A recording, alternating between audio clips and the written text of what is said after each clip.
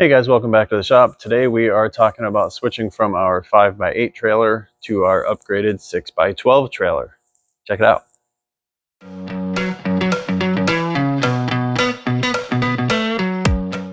This is a transition that has been sorely needed for some time for us, but I avoided the change because I didn't want to spend the money on a new trailer. They're not cheap.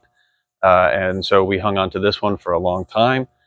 We had the same amount of stuff pretty much, but this one was getting real painful to get things in and out. You're climbing over everything. I hit my head constantly because it's only like a 5-foot height in that one. This is a full 6'2" or 3", so I can stand up in there, which is wonderful. So it's definitely something we put off for a long time to avoid the expense, but we made the leap and now we have to set up the new trailer. So now we have a ramp door on the new trailer, which is great.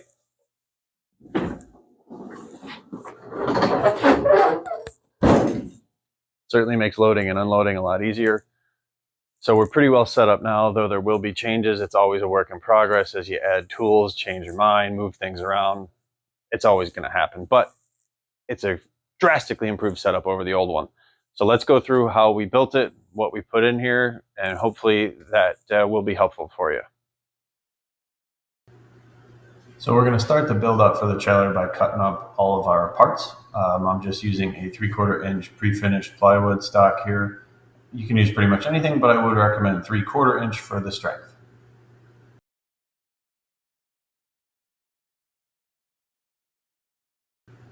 So I decided to do a lot of pocket hole joinery for this one just to make it easy to put together inside of the trailer and be able to work inside of each individual box. It'll probably make more sense, but yeah, a lot of pocket holes on this one and it's working out just fine.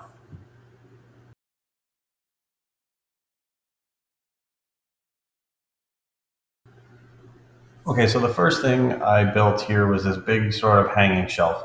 As you made a lot of stuff going in it, but the main goal here was to give a place for the 12-inch miter saw to sort of hide on the ground underneath it. I keep the 12-inch miter saw on a rolling stand, and I wanted that to be super easy to get in and out of the ramp door in the back of the trailer. Because in the small trailer, it was a pain every time, and I would avoid getting it out. So in this case, this big box basically is going to hang from the ceiling. It does have a wall cleat, but it's basically getting attached to the roof joist, or I guess whatever you call them in a trailer. It's getting attached to the roof braces there on the trailer as well as the wall. So that'll hold up everything in there.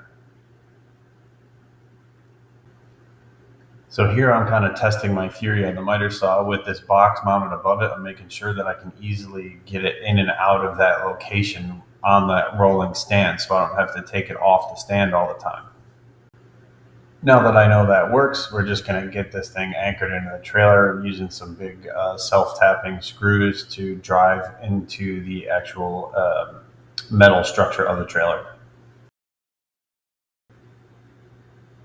Okay, so the next thing here is all the shelving down the other side of the trailer. I guess I'll call it the left side. So I built everything exactly the same size. So they're all 24-inch wide to basically fit the pack outs, or they'll fit the DeWalt cases. They'll fit, I think they're pretty much all standard at about 24 inches. So whatever those are, I built them all the same size so that I can fit multiple stacks of the pack out boxes in these things.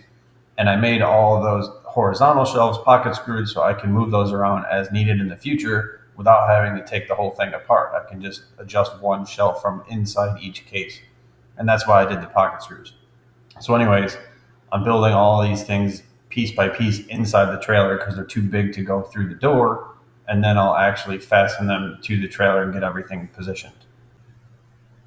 So you can see here, I end up with this little gap at the floor because I'm not going to scribe these things to the floor, and the floor and the walls on the trailer typically are not super square. So I just add this bracket that gets pocket screwed into the floor and then horizontally screwed into the side of the cabinet.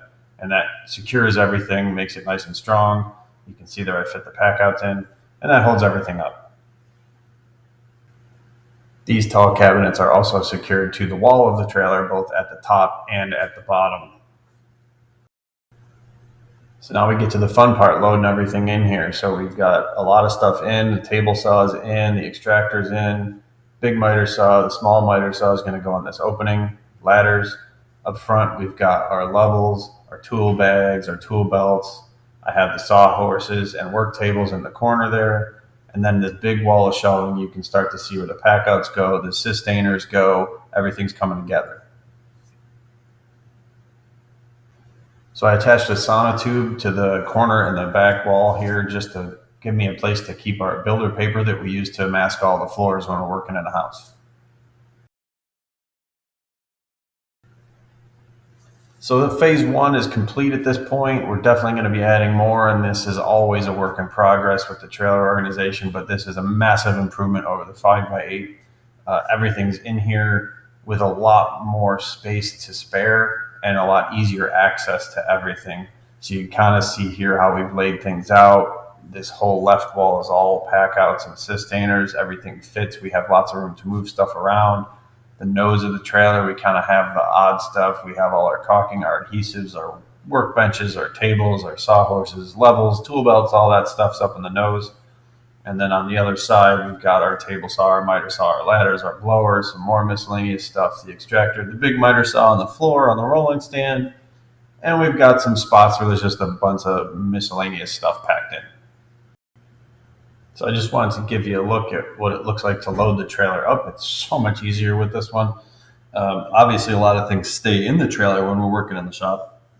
Mainly the pack out stacks come out, with all the hand tools in them, and a lot of the sustainers that have sanders and the lamello case and all that stuff. But a lot of things stay right in there. But everything that we need to load to head out to go do an install or start an on-site project goes in very quickly. I mean, 10, 15 minutes, we can have everything rolled in, locked down, ready to go, and it works out nice.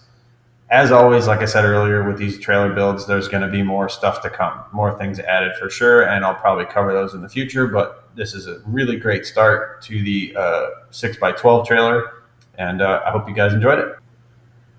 Thanks, guys, for watching. I hope this was helpful. We'll see you next time. If you have any ideas for us on this trailer, let us know in the comments. Thank you.